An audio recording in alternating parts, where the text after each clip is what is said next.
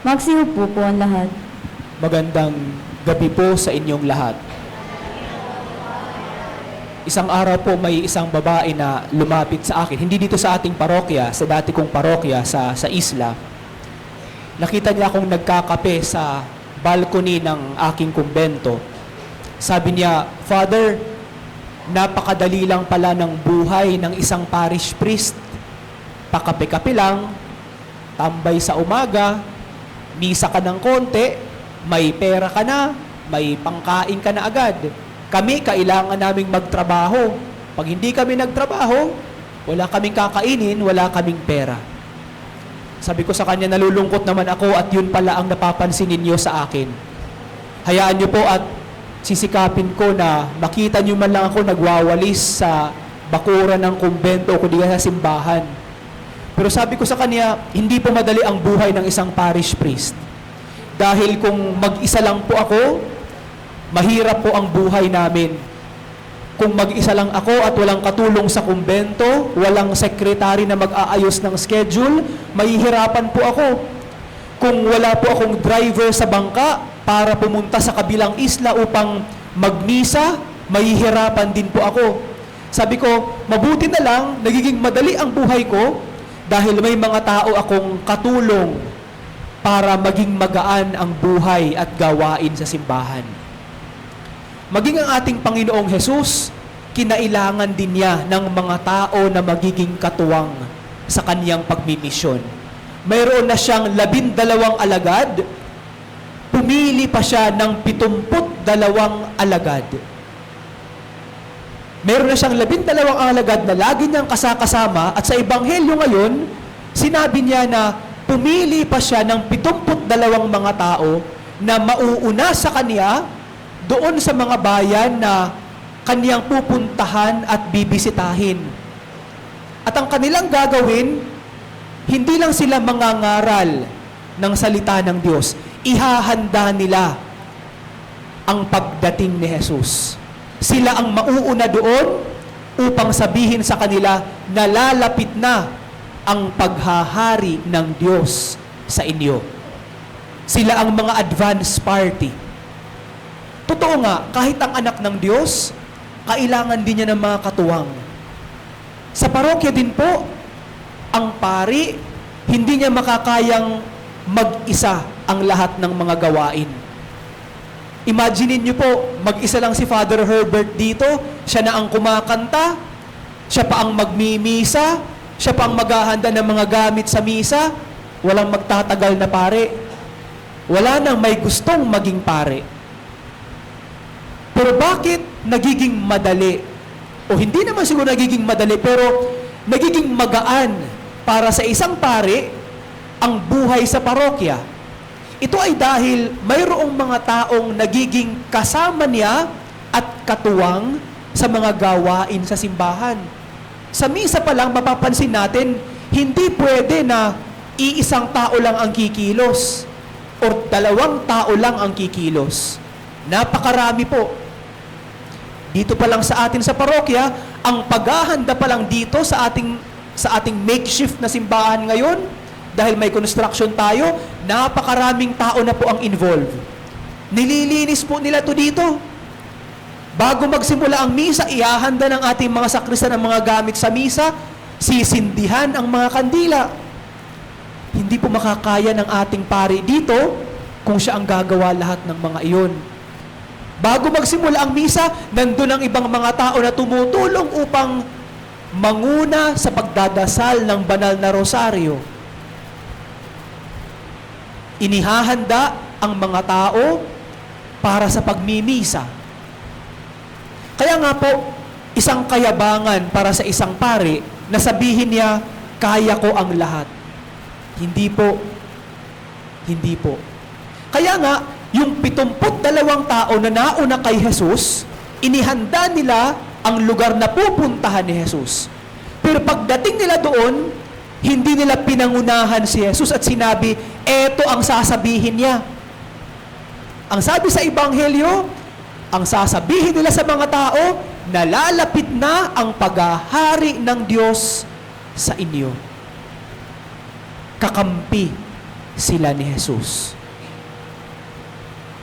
Sa ating pagsisilbi, sa ating simbahan, hindi lamang po natin kakampi ang Diyos, tayo rin po ang tagapagtanggol ng simbahan at ng ating kura paroko.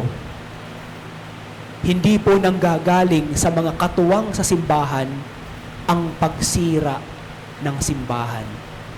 Hindi po dapat nanggagaling sa mga katuwang sa simbahan, sa mga gawain sa simbahan, ang paninira ng pari. At hindi po dapat nanggagaling sa mga katuwang sa mga gawain sa simbahan ang pagsira sa mga gawain sa simbahan. Sana po ang Ebanghelyo ngayon ay magpaalala sa atin.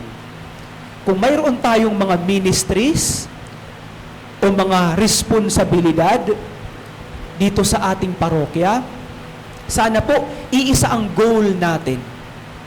Ang goal natin na sa ating simple at maliit na gawain o responsibilidad o role, nakaka-contribute tayo sa kabuuan ng parokya. Kung wala tayo, kulang, may puwang sa kabuuan ng parokya. Pero dahil andun tayo, tayo ang bumubuo at kumukumpleto sa parokya. Sana po hindi tayo ang sumisira. Sana po hindi tayo ang nagiging anay na nagiging dahilan upang magkawatak-watak ang mga miyembro ng simbahan. Paano naman po kami, Father, na wala namang kaming direct na responsibilidad sa mga gawain sa parokya? Tahimik lang naman po kami. Hindi rin po pwedeng tahimik lang tayo. Tayo, na mga kasapi ng ating simbahan, hindi man tayo directly sinusugo, pero indirectly, dahil sa sakramento ng binyag, responsibilidad din natin na magpalaganap ng salita ng Diyos. Kasama sa ating pagpapalaganap ng salita ng Diyos, ang pagtatanggol sa ating simbahan. Hindi po tayo ang nagsusulsol ng mga balita at tsismis na makakasira hindi lamang sa kasamahan ng parokya, kundi ng ating parokya at ng ating simbahan. Sana po, tayo na nakakarinig ng mga hindi maganda, tayo ang magtatanggol at magsasabi sa ibang tao, hindi po totoo yan. Ito po ang katotohanan sa aming parokya. Papaano natin malalaman ang katotohanan kung hindi naman tayo nagsisimba? Papaano natin malalaman ang katotohanan kung wala tayong pakialam sa mga gawain dito sa ating parokya?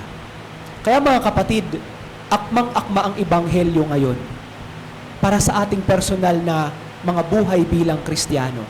Siguro napakaganda na pagnilayan natin, ano ba ang role ko sa parokya?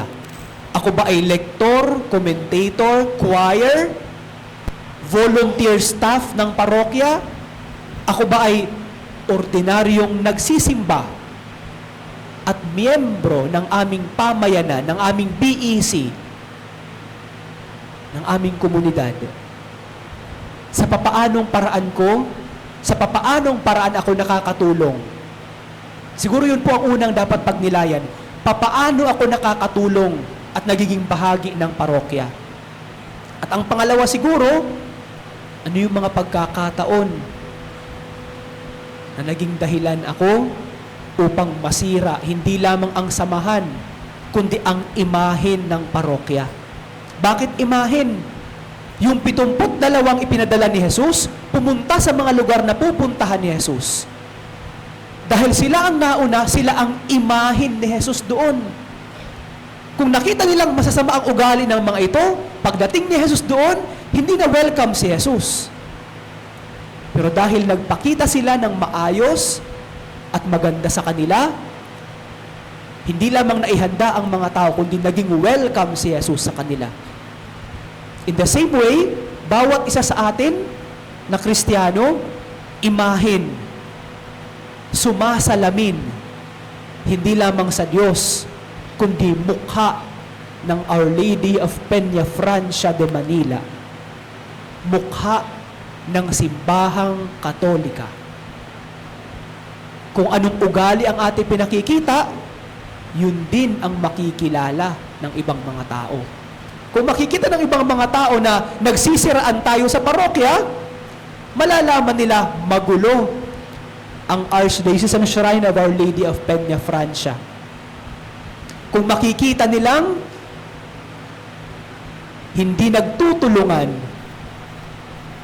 tayo o hindi nakikipagtulungan tayo sa mga gawain sa parokya, sasabihin ng ibang tao, walang kwenta ang parokya ng mahal na Birhen ng Peña Francia. Tayo po ang mukha at imahen ng ating parokya sa harapan ng ibang mga tao.